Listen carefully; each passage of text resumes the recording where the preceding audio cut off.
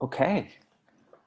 Yes, the time now is 2 p.m., right? So welcome everybody to E27 Meet the VC series. So for those who are new, the VCs, the series is actually developed to bring us a step closer to the region's active and prominent investors so that we each can have a closer look at how each and every one of them evaluate an investment opportunity, right? And this series is actually brought to you by E27 Pro membership. So this pro membership is where we connect investors and startups together. So far we have made about 900 over successful connections. On top of that, we also will get access to insights of the ecosystem twice a week. You get opportunity to showcase your company, especially very important for companies who are new to the ecosystem, because it's a way for us to put you on the radar, right? And on top of that, you will also have access to over $10,000 in cost saving through perks from our partners like AWS, Typeform, and Stripe, and so on. Okay, so if you have any questions, feel free to reach out to us, and we also put a link in the chat for everyone to just take a look at it. Okay, so now that we are on the same page, let's get back to today's session. So today we are honored to have with us Martin Berry, the CEO of DTribe Capital. Hi, Martin. You want to say a quick hello to everyone? Good morning, Han, and good afternoon, everybody. Hope everybody's doing well at these current times.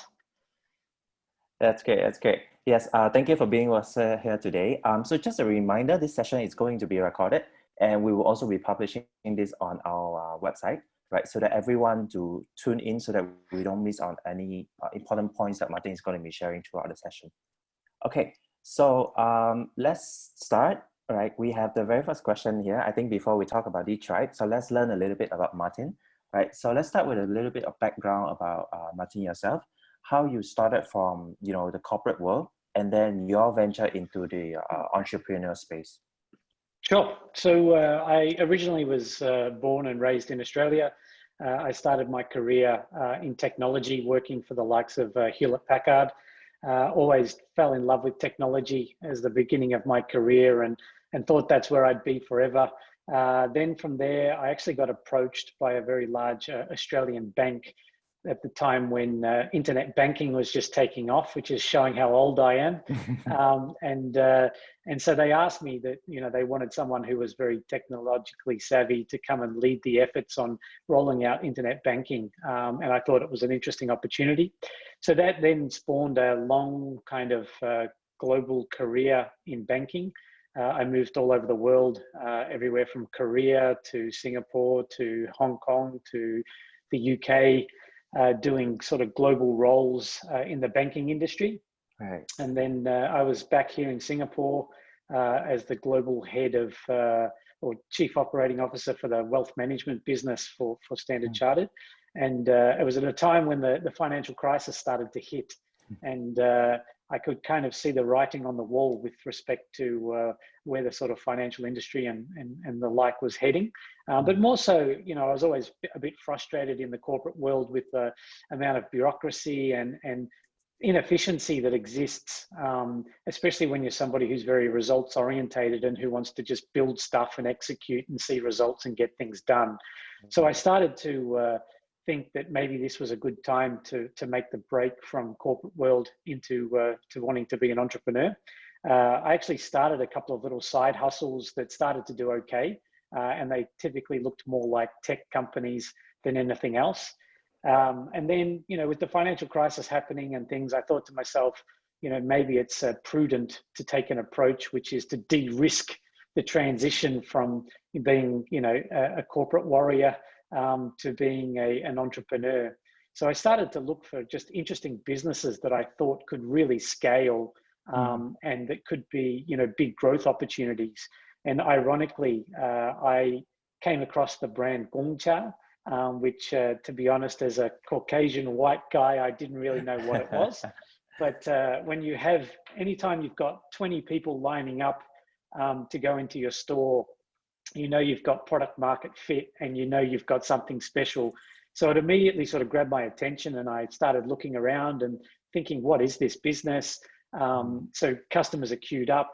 Then from there, I went and looked at the consumer behavior, people quickly going in the store and out of the store in a small format store. So the financial engineering brain of me started to think, wow, small capex, small store, high velocity, this must be interesting. So what's the product? So I went in and asked for some, the popular products. And to be honest, as someone with some British heritage, drinking bubble tea felt like I was, sort of bastardizing tea and the Queen. But I thought to myself, wow, imagine how profitable the unit economics are that must sit behind this product in the form of, you've got water plus tea leaves. So wow, it must be quite profitable. So from then I started to study the Gongcha model. I used to sit out the front of the store, count traffic, count how many cups they did. I used to spend like 6, 7, 8 hours on a weekend just sitting there trying to, reverse engineer the financials and all of that kind of stuff.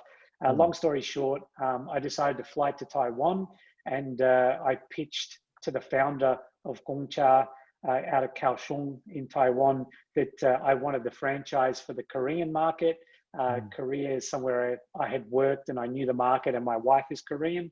So managed to convince him to give a banker a bubble tea franchise for the Korean market. Long story short, I quit my job in banking. You can imagine the conversation with the CEO when you put in your resignation and they say, so which bank are you going to, or which fintech are you going to? And it was, well, actually, I'm off to do bubble tea. And I think he thought I was absolutely crazy. But we then took the business to Korea. We set it up, and it was a pretty crazy ride. We went from sort of 0 to 400 stores in about 3 years. We became the fastest growing food and beverage brand sort of in the history of Korea. And at some points there, we were opening 8 stores in one day, which meant that it was pretty manic. So from there, I started to get bigger ambitions. And then I partnered with a private equity firm to go and buy out the Gongcha brand globally. So we bought out the original founders. It was like a reverse takeover of the franchisee overtaking the franchisor. And then I spent the next couple of years kind of scaling Gongcha into sort of 20 markets around the world, about 2,000 stores. And, it was a really exciting time. Then last year, actually attracted the interest of another big global private equity firm, and decided to sell a majority stake. I still am a shareholder and sit on the board of Gongcha, but it enabled me, Hung, to then be in a position to sort of step back and think about what am I really passionate about, and what do I want to do. And I'd done a lot of venture investing in the last 4 or 5 years. I've invested in about 60 early stage technology companies around the world. So I decided that, okay, I feel like now's the time to marry my passions of technology, of helping next generation founders to build really cool stuff, and my serial entrepreneurialism of wanting to be, a venture builder, still in the details of building stuff and getting things done. So I created a company called DTribe Capital, which has been making a series of investments in early stage technology companies. And that's kind of where we are today. And then now we're sort of pivoting, which we'll talk about shortly, into more of a venture studio model. But, that gives you a bit of a flavor for where I started and how I am where I am now. Right. Thanks for that. It's a really interesting history. So you have taken us through the story of DTribe, right? But I think it's time we move towards the latest development of DTribe, which is aka the pivot to Launcher Ventures. Right. So what was the reasoning? What was the motivation behind it? Right. And also we want to explore what is this new model, so-called venture studios that you're implementing at Launcher Ventures. Yeah, sure. So as somebody who has, built companies and, really gets a thrill out of the building side of things, I never felt fully comfortable with sitting there as trying to be a VC, trying to ask a bunch of smart questions, do some due diligence, and end up making a minority single digit investment in a company. And then the engagement largely became chasing North Star metrics. What's your MRR this month? How much did it grow the following month? And to be honest, it never felt like something that I really enjoyed. I wanted to add more value to people than being able to just chase them and ask them KPIs and send them down rabbit holes with crazy ideas that, you know, they're not sure how to handle and all of those kind of things. Right. So, you know, that's one component of it. The second component of it was that, you know, I must have seen about 300 startups probably close to this year. And it still feels to me that, you know, in the Southeast Asian context, you know, we have a very exciting part of the world in which we operate. You know, it's one of the few areas that has a growing population, growing disposable incomes, nascent technology. It's a really fantastic part of the world in which we're in. But it feels to me like the ecosystem to support first-time entrepreneurs and founders is still not quite where it needs to be.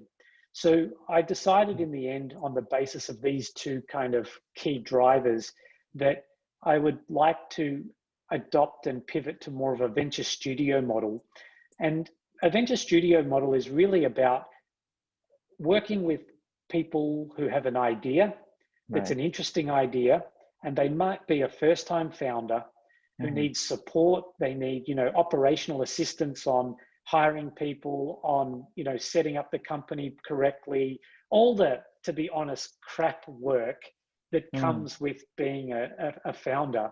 Well, we take care of most of those things on their behalf. And when I talked to founders about how they would like the model to be improved, two things came out. Number one was that they never liked this approach of being on like a blind date where they get married with another co-founder and they have to compromise to a business that both of them are mildly happy to do versus being wildly passionate. So that was a bit of a flaw in the process. And the second component was, you know, it's tough to raise money, you know, and they're going around, especially at pre-seed stage, and that angel to angel to angel, you know, 10,000, 20,000, and they spend a disproportionate amount of their time trying to do the fundraising versus building the business. So as a result of that, we decided to solve those pain points by creating the Venture Studio, which effectively, you know, gives them all the operational assistance, plus a lot of my time and my team's time of helping them to build something successful. And we also give them funding up to 300,000 Singapore dollars to build out their idea and get started. And, you know, if things are going really well, then we have appetite to continue to fund it and continue to grow exciting companies. So that's kind of the genesis behind why now we are Launcho Ventures and the Venture Studio model. Right. Awesome. So let's touch a bit on, you know, the current funds requirement in terms of funding stage. So I think you have shared the investment size already, but I think the audience also want to know on the funding stage, what's the requirement, and also on the verticals, and how flexible are you around this so-called requirement or prerequisite?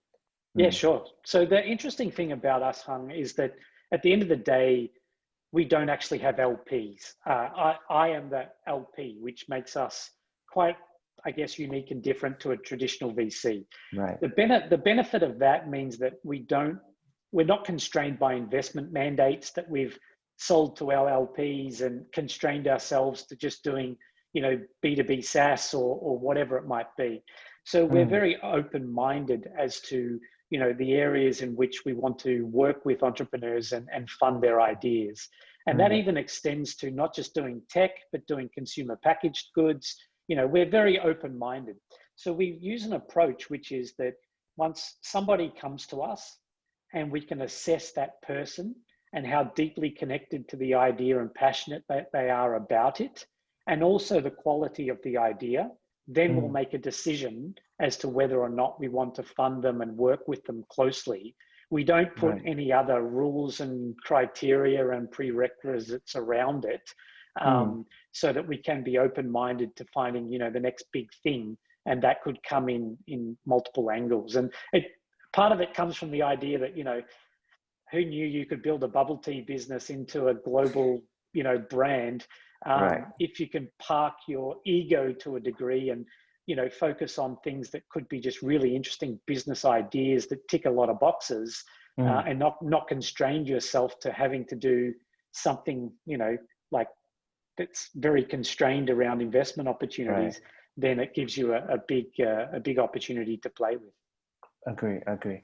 So while we are on this, right? So we established that you guys are quite flexible in terms of prerequisite and all these requirements. As long as it's a great idea, there's potential to it. You're happy to sit down and discuss. So while we are on this, do you think, especially in this current situation, there is a trend of, for lack of a better word, hype investment? So how do you launch or determine if an investment opportunity is it's just noise, or is it going to stay for the long run?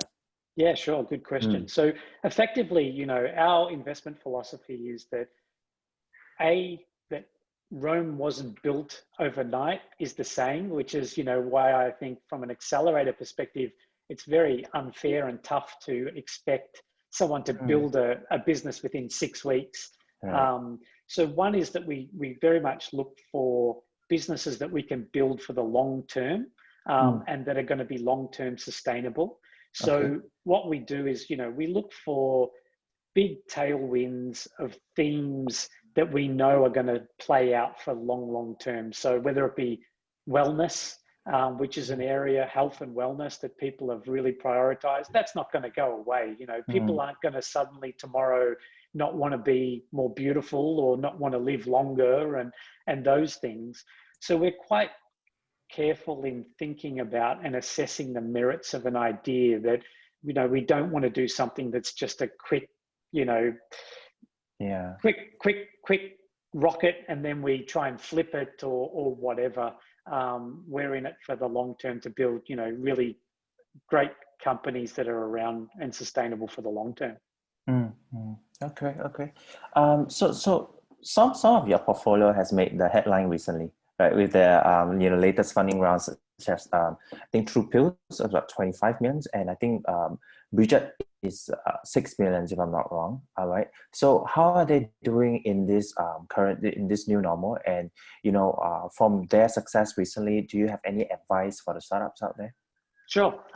So yeah, we're quite fortunate that the work we've been doing over the years has meant that we have no casualties at this point in time, which is really good. And in fact, I think all in all, the return on capital is looking very attractive, because there has been some very good raises in the last couple of months for some of these companies. In fact, we just had an exit of a sort of machine learning based SaaS platform for accounts receivable called YayPay. So I think that fortunately our portfolio looks good, and it's finding it not difficult to raise money at Series A and at good valuations and all of those kind of things. So that's positive. In terms of the advice to people, in terms of the thing that really surprises me about the inefficiency of this kind of business and this kind of space is that often I come across a lot of people who are in love with the idea of being an entrepreneur and who are in love with the idea that they've just suddenly came up with to fill the requirement of wanting to be an entrepreneur. And sadly, they're surrounded by people who, family and friends who want to be seen to be supportive of their idea, and that, which I think is very nice from a family orientated perspective, but it often sometimes never gives the candid feedback that the entrepreneur is looking for or needs to help them pivot early or to find an alternative option to be an entrepreneur. So I think the most important thing that I can advise people is that as you go down the journey of being an entrepreneur, you really have to do the work up front to validate with customers, research, competitor analysis, and be really rigorous and disciplined to make sure that you've got a strong value proposition that can make it and that you can see yourself doing for the next 5 to 10 years. And I think sadly, that's why the failure rate in startups is so high, is because I think, research shows the number one reason by a long shot is because of no market need, right? So there's just no consumer need for what people are building. So I think, the best advice I can give is be very, very customer centric, research driven, to enable you to build something that customers want, customers need, And then the rest takes care of itself. The revenue will come, the traction will come, and then the funding will come, and everything else follows. There's just sadly a lot of businesses that don't get that part right. And Right. maybe they luck upon a bit of funding here and there, which enables them to go a bit further and to go a bit further. But at some point they reach the ceiling, and you just hope it's not at a stage where they've already raised 20-30 million dollars of investors' money, and yeah. So Right. yeah, that's probably the most important thing I can advise people is, do that homework and grunt work up front. It's not fun, but it'll save you a lot of pain in the long term. Right, right. While we're on this note, right?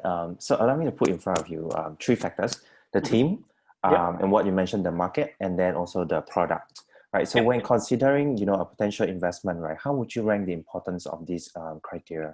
Sure. Mm, So look, I think that from my experience, and there's quite a lot of research that validates this as well, mm, is that, the team does come first. It mm, is all about people. And as there's many case studies of companies that have pivoted and things like that. If you've got the right team, they'll work it out, right? right. They Mm, might start with a certain idea and a certain product and a certain market.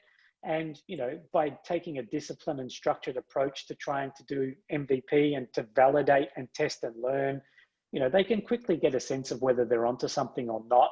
And if they're not, they're smart enough to work out that, hey, we need to pivot here and this is how we will do it. So for right. me, people is everything. Mm, And, I've worked with some entrepreneurs who had an idea, it didn't really work out, but then they learned a lot from it. They failed fast, they moved to something else, and then they were very successful. And mm, so, yeah. So for me, people is everything. And, not to discount the other ones. I think, the value proposition, you must have a USP clearly around the yeah. product side, and you can't just try and copy, which I do see a lot of. I've seen so many pitch decks that are, we're going to be the Fiverr of Asia, or we're going to be the freelance platform of Southeast Asia, and they're just carbon copy, cut and pastes Right. of a US idea with no real unfair advantage or barrier to entry. And so, I do see a lot of that.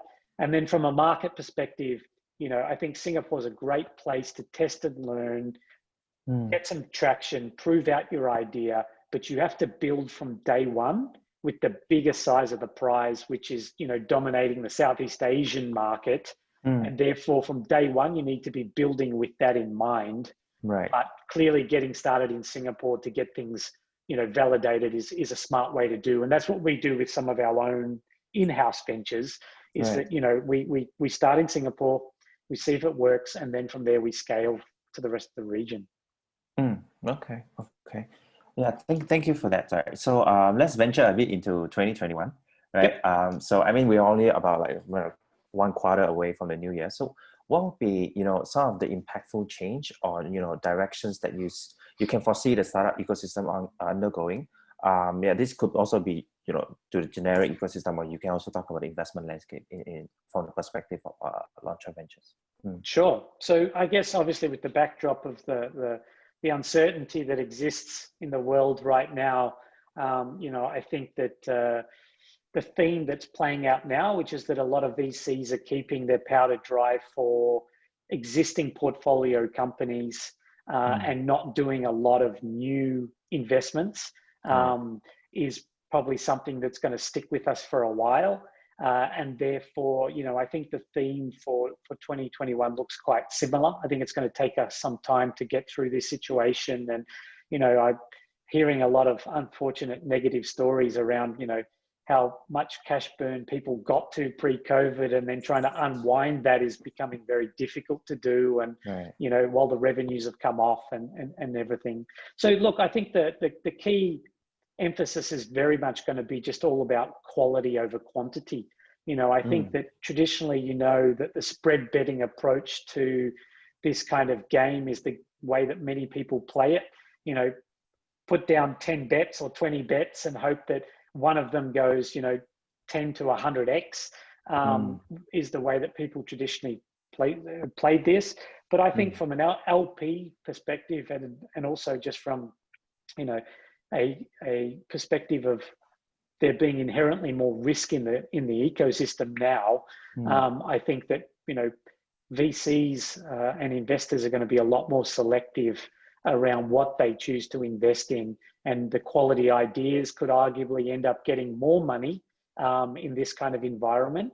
But certainly the suboptimal and average ideas that used to get funded are most likely not going to get funded. So I think that's probably the big part. And then, you know, I think the themes of, you know, helping retail go offline to online continues to be a big theme that creates a lot of opportunities. You know, personally, I'm quite shocked that how behind the F&B industry is. Many F&B operators went to zero revenue. And here we are, we've been talking about digitalization for God knows how long, and they just weren't prepared. So I think that startups that are leveraged to the themes of helping traditional businesses, you know, build and become more online enabled is a big theme, as is, I think, the whole digital health and health area, everything from mental health through to, you know, all facets of remote care and drug discovery, and, you know, how we're using AI and machine learning. You know, I think that's at the forefront of everybody's mind post-COVID. Is, you know, how important your health is, and that technology can play a much bigger role in helping with that.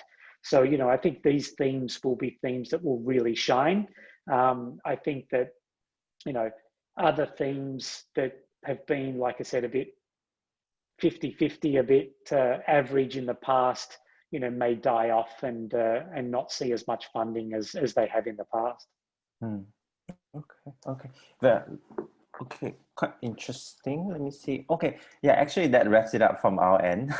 Yeah, that was the last question from our end. I mean, personally, I've learned something, and I think the audience learned something as well. So I think we can move to the next exciting part, where we open the floor to questions from our audience. Okay? Great. Okay, so Martin, here's the first question for you.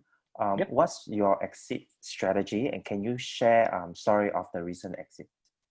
Sure. So this sounds funny, maybe, or to some people, but I don't really start a business or invest in a business that I want to be heavily involved in and think and obsess too much about the exit strategy. Like, it's what I've learned through my own building of ventures and exiting them, is that if you take care of building something really meaningful that customers love and that therefore generates you good traction, people will come and knock on your door. And, you know, there are a lot of opportunities for exit, but I don't think from day one you should think about gearing for exit. And, you know, that's a key pillar of your strategy. It's something you need to be able to articulate to VCs who need to articulate to their LPs. But me being in a slightly different situation, I'd much rather have a slice of a business that over the long term can become the next really big thing than I am to have a slice of something that can be flipped in 2 to 3 years, and, you know, I can beat my chest and say I doubled my money. So I don't really spend a lot of time obsessing about exit, to be honest. The recent one, YayPay, was an acquisition by quite a large technology company that was in the accounting software space, but probably a little bit more legacy accounting software. They saw how YayPay had come on the scene and automated a lot of business processes for, you know, SMEs, like I said, using AI and machine learning. And then obviously, because they're more of a legacy software and legacy company, they didn't necessarily have those kind of skill sets and DNA in their company, but knew it was going to be a massive competitive threat, and therefore decided to make the acquisition. So, you know, I think this is a good example where you've got a legacy business that's a cash cow, very strong balance sheet, big appetite to want to invest, has maybe tried and failed to build this competency internally, or just doesn't know how to do it, and they just get out the checkbook because they can see that their traditional revenue is declining and that they need to do something about it, and therefore making an acquisition of an early stage company that's doing what they should be doing is where a lot of the exits come from. Another one that's interesting, it's not an exit, but it was a fundraise of Bridget. So Bridget looks to automate and provide a SaaS platform for managing construction and the construction industry. And so they looked to solve that pain point, almost like a project management type platform built for the construction industry. And Adobe, I think, saw the momentum they had. And as you know, there's CAD and there's all different types of legacy systems that are used in the construction industry. And I think that they thought to themselves, this could be a competitive threat. We need this kind of capability. So they recently took a big strategic investment from Adobe so that Adobe can now keep a watching brief on them and keep an eye on them. And that will most likely, I think, maybe lead to a full acquisition at some point. So yeah, I think the opportunity for startups is to be more nimble, to leverage the latest in technology and latest trends to build something that consumers love and want and that's better than legacy. And then the exit comes from, like I said, the legacy companies who are well cashed up, but don't know how to expand and grow and survive for the future. Okay. The next question is that what kind of advice would you give to a startup? How much of a company should they give up for in return for funding? Sure, it's a good question. So look, it's a tough one to answer in absence of knowing what the idea is and at what stage it is and all of those kind of things. But from my perspective, like what we do in the venture studio as an example, is at the venture studio, we pay you a salary to take away the financial burden of being able to put food on the table. So we don't pay you a big salary, but we pay like 3,500 Singapore dollars a month just to take a little bit of your, concern around how you're going to feed yourself. Secondly, we fund you up to 300,000 Singapore dollars. If you look at, and this is all pre-seed stage when you've just got an idea, we want, in that instance, as being your co-founder, you to keep the majority of the equity. And then over time, if the business needs further funding over and above the 300,000, then we clearly work on an ESOP strategy to make sure that the founder, who is pivotal to the success of the company, is massively incentivized, still owns, the big chunk of the business and doesn't get too diluted, and is very then KPI driven around hitting targets and goals to grow their equity in the company. So that's how we operate. But yes, in a traditional sense, I think I've seen some really unfortunate examples of a very bright entrepreneur who's got a great idea. They give away quite a bit early on. Then their business is capital intensive. They need to raise. And next thing you know, they're 15% on the cap table and they're wondering how the hell did this actually happen? So yeah, you need to work with an investor who sees the value in what you bring, and that yes, you'll be diluted through capital. That's just part of the process. But they equally need to make sure that they're putting incentives in place that are going to help you stay motivated to grow and own a good percentage of the company. Okay. Right. The next question we have, as a venture studio, right? Does Launcher Ventures ever come up with ideas internally and search for suitable founders to build them out? And do you believe this model will work? Why and why not? Yeah, so that's a really great question. And that is something that we are looking to do. So, I'll give you an example.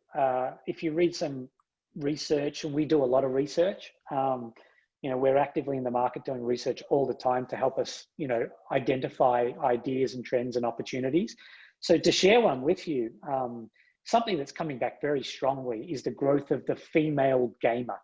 Now we know that the gaming space is booming, and that that in itself is creating a lot of opportunities. Look at Razer's results, and even some gaming companies we have in our portfolio are going gangbusters. So no one seems to be really trying to target the female gamer, which in Asia is a really fast-growing consumer base. So we may look to do a venture in that space once we do a bit more research. And yes, we will probably look to hire somebody who wants to be our co-founder to lead that venture, who has the right level of knowledge and expertise about that space and has the passion, and that then we can work together to build a meaningful business. So we have 2 in-house ventures in the wellness space going on right now, that we're looking to build in terms of D2C brands. And we have a raft of things we want to do, which we're going to look to resource up in the coming months, to work with smart people to build some cool stuff in spaces we think are, white space opportunities. Right. Awesome. Okay. We do. And sorry, I don't know if I fully answered the question. So, and the other part of it was, and does that work? Yes. In my experience, it definitely works, because if someone's knowledgeable and passionate about that respective space, we just need them to steer the direction for the strategy, the value proposition, and to know the consumer and how to market them, the buyer persona, all of those things. And we'll wrap our arms around helping them with everything else with respect to, the growth hacking and the legal structure, the financing, all the boring stuff, to make sure that they are purely focused on the idea. And we think that massively increases the success rate by taking a lot of the boring and distracting parts off them. Okay. And I think there's a follow-up questions as well. So for the venture studio model, does launcher usually require 2 co-founders or just 1? How does the cap table look differently, and what are the advantages and disadvantages of having 1 versus 2 founders? Sure, great question. So we are open to 1 or 2 co-founders. To be honest, what I've seen works probably best for us is 1 co-founder, who is a real subject matter expert at that respective area that they want to target. And we can help them on the tech side. We can help them on all the other elements of things. So, but we are open-minded to working with 2 co-founders or 1 co-founder. So that's 1 component. In terms of, if you look at global benchmarking, and venture studios around the world, and even if you look at some of the accelerators, if you look at an accelerator, they typically value your idea at around about $1 million. Then they give you about $100,000 worth of funding for 10% of the company. Now, ironically, they tend to take $40,000 back from you again. So they put 60 grand in, but they've got 10%. But the point here is the idea is loosely valued at about $1 million. We follow a similar way, whereby we give you up to 300,000, and we ask between 30 to 40% equity for doing that. And that's, like I said, very similar to what the global standard is for a venture studio. And what we provide in terms of support and funding and all of that is clearly very, very different to what an accelerator does. We are not time-based. So we don't give you 6 weeks to build a business and make or break. We are what we call milestone-driven. And, as long as the project and the venture is progressing in the right direction and is hitting its project milestones and then hits its KPIs and all of those kind of things, then we just keep going. So we don't put a hard time limit on it, because we know it takes time to build a company. And as long as the person is working their ass off and they are making progress, that's what is most important. So that's kind of how it works in our construct. And 300 grand gets you a fair way to building and launching the business. So you literally don't have to worry about funding. And then, like I said, if the business is doing really well, then we will fund further, and solve for that piece as well. is really what we do. Hopefully, is there one part that I missed on that question, or did that answer all the parts of it? Yeah, that actually answered all the parts. I think I think it was pros and cons of two co-founders or something. Oh yeah, the advantages and disadvantages of one founder versus two founders. Yeah. Which I think you mentioned about one founder having like expertise in a certain area. Yeah, so I think that if you're going to do it on your own and you're going to go the traditional VC route and all of those kind of things, then I highly suggest you get another co-founder. Because, you know, when you're down and you're having a Monday-itis and all of that stuff, you need your co-founder to help boost you up. And the success rate of two co-founders is proven to show that the success rate is higher. But on the proviso, it's a good co-founder and they're aligned with what you're trying to do with the company. In our instance, we prefer sort of one co-founder and then we are the co-founder. But on our side, you get access to 4 or 5 people that are resources who have built businesses before and know how to build ventures. So, you know, if you're going to look at a venture studio model, you're probably better off being the solo founder working together with us. Yeah. Okay. Then does the cap table look different for one founder versus two founder startups? Yeah, for sure. I think that, you know, that's the interesting thing is that I've seen a lot of cap tables where, hey, Hung, why don't you and I start a company together? And then it's like, okay, so let's split it 50-50, right? And it was one of your ideas, not the other person's idea. And maybe that same person is better at getting the funding, but they've just given away half the company. And then they raise some money, and then next thing you know, they have 20% on the cap table. So that's why we also make the positioning statement that we take less equity than a normal co-founder, because we actually put in 300 grand and give you all the resources, and we're 30 to 40% on the cap table, and you're 60 to 70%, and you've been funded up to 300K. So yes, it becomes a big issue down the track when you start out together and you try and be very fair and balanced and 50-50 and all of that. But I guarantee you, one of you is going to do more heavy lifting than the other. And it's going to put tension in the relationship. Right. And that becomes a big reason why a lot fail as well. So you might want to look at alternative ways in which you put in a system or a process which is based on value contribution, is how you allocate, ownership in the company. There are other ways to look at it, but just rolling into something and saying 50-50 as co-founders is not a smart way to do it. So it's something that has to be a very serious discussion up front and agreed up front to save issues in the future. Okay. Yeah, I think we do have time for one last question from the audience, right? So if Launcher Ventures come up with the ideas internally, how do you find and convince founders with the expertise and happen to buy into that idea? Sure. And what are the best approaches? Good question. So the funny thing is that with the job market like it is right now, we have 1 or 2 jobs that are out, and we honestly, I'm not trying to sound fantastic here, but we cannot keep up with the number of applications that are coming through.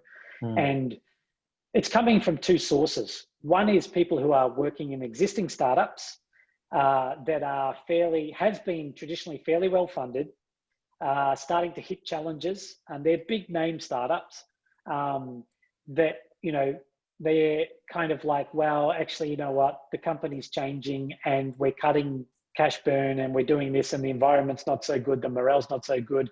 I'd love to go somewhere else and be involved at the beginning again around building stuff. So there's quite a cohort of people that are sitting in that kind of space that are applying for jobs that we're doing. The second is that it's amazing to see how many people want to get out of the corporate rat race, which is something that I can very much, align with myself. So when we've had job ads out for some things as well, we actually get people from some very large companies that say to us, look, I've always wanted to be an entrepreneur. I don't have quite the bravery to start something myself from scratch, or I don't even have the idea yet, but I just know I love building stuff. I'm over corporate bureaucracy and process, and me getting a slither of the business, right, in the overall scheme of managing a business. Therefore, they're attracted to these kind of roles where they get to build something, they get all the support that they need to build it. And what we do is we pay them a market salary, like a market rate salary for that kind of role. And then they get ESOP opportunity to earn the equity in the company over time based on the performance. And that's how they end up, making the bridge of getting an equivalent salary to they were getting in the corporate life, but then getting some ownership around the entity that they're building. But most of them are out for the thrill of being able to build something with the right level of support, is really what seems to excite them.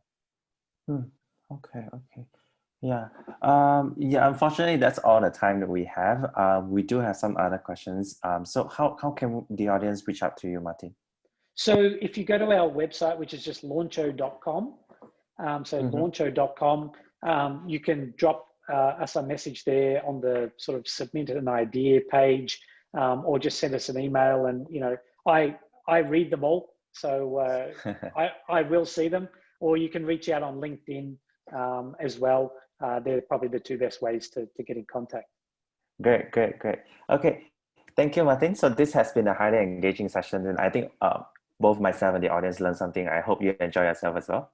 Yes, definitely. Thank you for having me. Thank you for being here with us. So once again, guys, the webinar is brought to you by E2000 Pro membership. We will paste the link in the description, so do check them out and reach out to us if you have any question.